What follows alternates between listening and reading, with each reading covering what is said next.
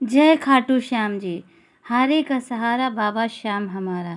तो आप सबके बीच में खाटू श्याम जी की कथा लेकर आई हूँ। चलिए वीडियो को शुरू करते हैं। उसके पहले अगर चैनल पर न्यू है तो सब्सक्राइब कीजिए, कथा को पूरे सुनिएगा। श्री खाटू श्याम जी की कथा। महाभारत काल में लगभग 5.5 वर्ष पहले एक महान आत्मा का अवतरण हुआ, जिसे हम भीम पौत्र बर्बरिक के नाम से जानते हैं। महिसागर में संगम स्थित गुप्त क्षेत्र में 9 दुर्गाओं की सात्विक और निष्काम तपस्या कर बर्बरिक दिव्य बल और 3 तीर व धनुष प्राप्त किए। कुछ वर्ष उपरांत कुरुक्षेत्र में उपलब्ध नामक स्थान पर युद्ध के लिए कौरव और पांडवों की सेनाएं एकत्रित हुईं।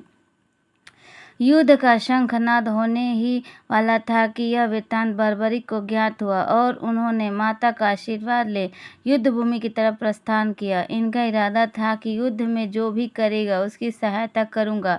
भगवान श्री कृष्ण को जब यह वृत्तांत ज्ञात हुआ तो उन्होंने सोचा कि ऐसी स्थिति में युद्ध कभी समाप्त नहीं होने वाला है।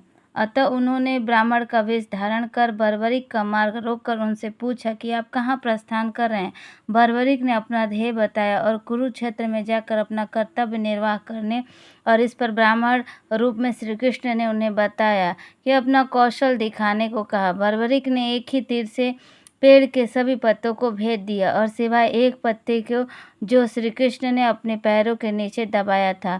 बर्बरिक ने ब्राह्मण रूपी श्री कृष्ण ने प्रार्थना की और अपना पैर के पत्ते के ऊपर से हटाए, वरन आपका पैर घायल हो सकता है। श्री कृष्ण ने अपना पैर हटा लिया और बर्बरिक से एक वरदान मांगा। बर्बरिक ने कहा, ये यजमान, आप चाहें जो मांग सकते हैं, वचन का पूर्ण पालन करूंगा। ब्राह्मण रूपी श्री कृष्ण ने शीश दान मांगा। यह सुनकर बर्बरिक तनिक भी विचलित नहीं हुए, परंतु उन्होंने श्री कृष्ण को अपने वास्तविक रूप में दर्शन देने की बात की, क्योंकि कोई भी साधारण व्यक्ति यह दान नहीं मांग सकता। तब श्री कृष्ण अपने वास्तविक रूप में प्रकट हुए। उन्होंने महाबली, त्यागी और तपस्वी वीर बर्बरिक का मस्तक रण चंडिका को भेंट करने के लिए मांगा। साथ ही वरदान दिया कि कलयुग में तुम मेरे नाम से जाने जाओगे, मेरी ही शक्ति तुम में निहित होगी। देवगण तुम्हारे मस्तक की पूजा करेंगे। जब तक यह पृथ्वी, नक्षत्र, चंद्रमा तथा सूर्य रहेंगे, तब तक तुम लोगों के द्वारा मेरे श्री श्याम रूप में पूजनीय रहोगे। मस्तक को अमृत से सींचा और अजर अमर कर दिया। मस्तक ने संपूर्ण महाभारत का युद्ध देखा, युद्ध के निर्णायक भी करे रहे। युद्ध के बाद महाबली बर्बरिक कृष्ण से आशीर्वाद लेकर अंतर ध्यान हो गए। बहुत समय बाद कलयुग का प्रसार बढ़ते ही भगवान श्याम के वरदान से भक्तों का उद्धार करने के लिए वह खाटू में चमत्कार रूप में प्रकट हुए। एक गाय घर जाते समय रास्ते में एक स्थान पर खड़ी होकर चारों थनों से दूध की धाराएं बहाती थी। जब ग्वाले ने यह दृश्य देखा तो सारा वृत्तांत भक्त नरेश को सुनाया। राजा भगवान का स्मरण कर भाव विभोर हो गया। स्वप्न में भगवान श्री श्याम देव के प्रकट होकर कहा कि मैं श्याम देव हूँ। जिस स्थान पर गाय के थन से दूध निकलता है वहाँ मेरा शालिग्राम शिला रूप विग्रह है। खुदाई करके विधि विधान से प्रतिष्ठित करवा दो।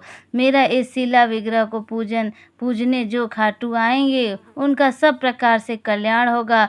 खुदाई प्राप्त शिला रूप विग्रह को विधिवत शास्त्रों के अनुसार प्रतिष्ठित कराया गया। चौहान राजपूत में नर्मदा कंवर हुई है, जिन्होंने इस विग्रह को आताताइयों के विध्वंस से बचाने हेतु झोपड़ी में रखा एवं सेवा पूजा की। औरंगजेब के शासनकाल में पुराने मंदिर का विध्वंस हो गया।